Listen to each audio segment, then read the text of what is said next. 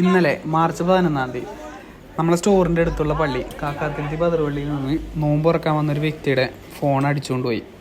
അതെങ്ങനെ നമ്മൾ കണ്ടുപിടിച്ചതെന്ന് നോക്കാം. കൂടുതൽ നേരം ചാർജ് നിൽക്കാൻ വേണ്ടി നമ്മൾ ഓഫ് ചെയ്തിടുന്ന ഒരുപാട് സെറ്റിങ്സ്. അതുകൊണ്ടാണ് ഈ ഫോൺ നമുക്ക് ഒരുപാട് നേരം എടുത്തത് ട്രാക്ക് ചെയ്യാൻ വേണ്ടിയിട്ട്. നമുക്കിതിൻ്റെ ലൊക്കേഷനും കാര്യങ്ങളൊക്കെ ഓണാക്കി കിട്ടാനായിട്ട് ഒരുപാട് ടൈം എടുത്തായിരുന്നു. ഇത് നമ്മൾ സെറ്റിങ്സിൽ ഇതിൻ്റെ ലൊക്കേഷനും കാര്യങ്ങളൊക്കെ ഓഫായിരുന്നു. പിന്നീട് നമ്മൾ ആപ്പിളും കാര്യങ്ങളൊക്കെ കോൺടാക്ട് ചെയ്തിട്ടാണ് ഇതിൻ്റെ ലൊക്കേഷനും കാര്യങ്ങളൊക്കെ നമ്മൾ ഓൺ ആക്കിയിട്ടത്. അപ്പോൾ നമ്മൾ ഒരു ഐഫോണാണ് യൂസ് ചെയ്യുന്നുണ്ടെങ്കിൽ അതിൻ്റെ ലൊക്കേഷനും കാര്യങ്ങളും അതേപോലെ തന്നെ ഫൈൻ മൈ ഡിവൈസും എങ്ങനെയാണ് ട്രാക്ക് ചെയ്യുക, അത് എന്തൊക്കെ ചെയ്താലാണ് നമുക്ക് ഈസി ആയിട്ട് നമുക്ക് നമ്മളെ ഫോൺ മിസ്സായി കഴിഞ്ഞാൽ കണ്ടുപിടിക്കാമെന്നൊക്കെ നമുക്ക് നോക്കാം. അതിനായി നമുക്ക് സെറ്റിങ്സ് എടുക്കാം. സെറ്റിങ്സിൽ നമുക്ക് പോകേണ്ടത് പ്രൈവസി ആൻഡ് സെക്യൂരിറ്റി എന്ന് പറയുന്ന ഓപ്ഷനിലേക്കാണ്.